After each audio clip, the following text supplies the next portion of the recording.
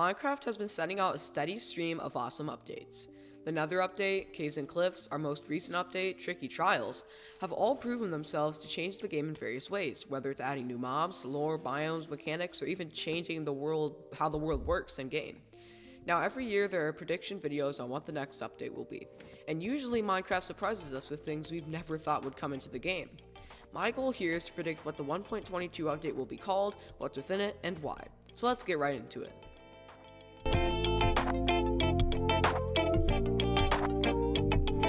Okay, so before we look into the future, we have to go back and look into the past.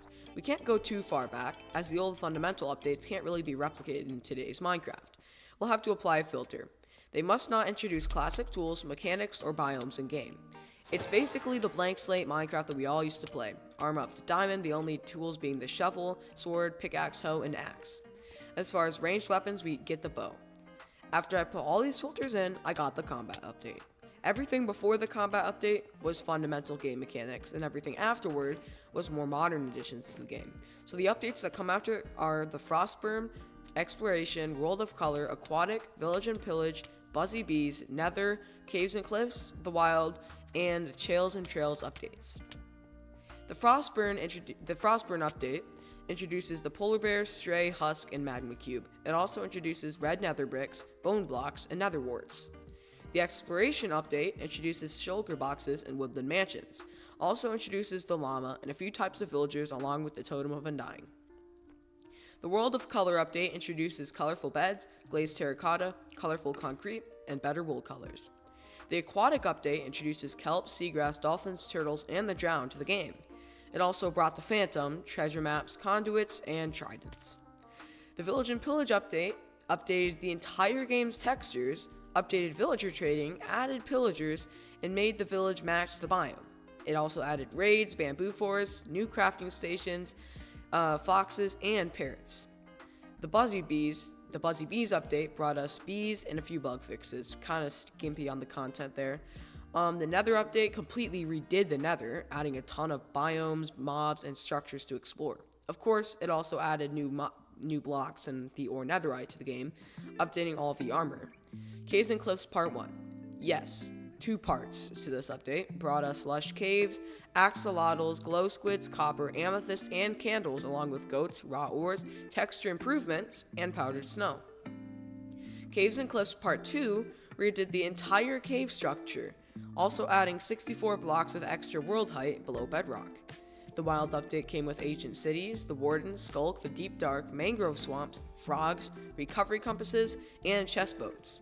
The Tales and Trails update added sniffers, a ton of archaeology mechanics, armor trims, bamboo blocks, the hanging sign, camels, pottery, the cherry grove biome, and ancient seeds. The most recent Minecraft update, Tricky Trials, is coming with armadillos, wolf armor, which have already been added, trial chambers, the bogged, the mace, wind charges, trial spawners, and several other chamber-related items, the breeze, and several new blocks and light fixtures. From this information that I just got through all of that research, I deduced that this update has to bring a new biome, a new aesthetic ore, like copper, and new mobs that come with that biome, all according to the Nether update's biome additions, the fact that we only have one decorative ore per dimension, and obviously every year we get new mobs that usually come with the theme or the biome that we're getting, which is the main subject of each update. And now I'm pretty sure you know what I'm getting at. For the past few years, every update prediction falls into 2 categories. Some weird, random idea that never gets made, like the exotic animal update or whatever, or the end update. There has been a concept after concept of this update, and frankly, I'm getting kind of tired of it. But honestly, this year the update has quite the chance. Actually, it's probably one of the most probable update out of all that I can think of, as far as, aesthetics and added, things to the game. It needs to be revolutionary, since another update happened a few years back and Caves and Cliffs updated the underground. The perfect update is the end update. Now, they may not call it that, but I think they'll add new mobs, decorative blocks, and new ores to the plate, since copper is the only decorative ore, other than quartz, of course. The mob most likely will be related to with the Endermite and Enderman, obviously, because it's the end. Like maybe a creature that you can ride on, like a soul steed or something like that. I have no idea. And maybe a few passive mobs to summon up. Maybe they'll update the end cities a bit. Maybe even add a few forests. And they'll definitely make it more than just Endstone.